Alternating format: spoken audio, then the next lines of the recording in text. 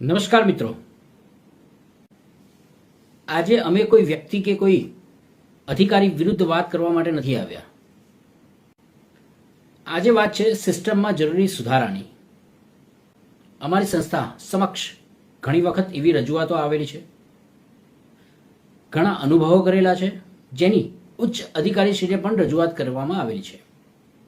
એ રજૂઆત એવી છે કે સરકારી કચેરીઓમાં જતા નાગરિકોને યોગ્ય માર્ગદર્શન મળતું નથી. લાંબો સમય રાહ જોવી પડે છે. અધિકૃત પ્રતિનિધિ સાથે હાજર રહેવા અંગે સ્પષ્ટ નિયમો નથી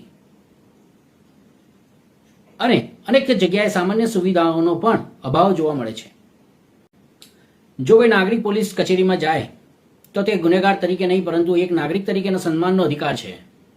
જનશક્તિ માનવ અધિકાર એસોસિએશનની માંગ ખૂબ જ સરળ છે. દરેક પોલીસ કચેરીમાં નાગરિકો માટે બેસવાની યોગ્ય વ્યવસ્થા હોવી જોઈએ, જેનો અભાવ અમદાવાદ શહેરની ક્રાઇમ બ્રાન્ચ ખાતે જોવા મળેલ હતો. અધિકૃત પ્રતિનિધિ અથવા કાયદાકીય માર્ગદર્શન અંગે સ્પષ્ટ માર્ગદર્શિકા જાહેર થવી જોઈએ. જો મોબાઈલ ફોન સુરક્ષા કારણોસર બહાર રાખવામાં આવે તો તેની લેખિત નોંધ અને જવાબદારીની વ્યવસ્થા હોવી જોઈએ. દરેક અરજદાર સાથે શિસ્ત, સન્માનજનક અને પારદર્શક વર્તન થવું જોઈએ. મિત્રો, પોલીસ અને પ્રજા એકબીજાના વિરોધી નથી. વિશ્વાસ, પારદર્શિતા અને કાયદાનું પાલન, આ ત્રણ બાબતો મજબૂત હશે તો પોલીસ વિભાગની પ્રતિષ્ઠા પણ વધશે અને નાગરિકોનો વિશ્વાસ પણ મજબૂત બનશે. જનશક્તિ માનવ અધિકાર એસોસિએશન કોઈ વ્યક્તિ સામે અભિયાન ચલાવવાની સંસ્થા નથી. આ સંસ્થા અને આના જેવી અનેક સંસ્થાઓ, જેને આપણે સરળ ભાષામાં એનજીઓ કહીએ છીએ,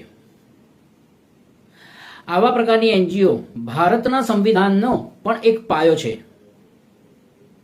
અમારો ઉદ્દેશ્ય માત્ર એટલો જ છે કે કાયદાનું શાસન વધુ મજબૂત બને, દરેક નાગરિક પોતાના અધિકારો જાણે અને દરેક સરકારી કચેરી વધુ જવાબદાર અને નાગરિક મૈત્રીપૂર્ણ બને.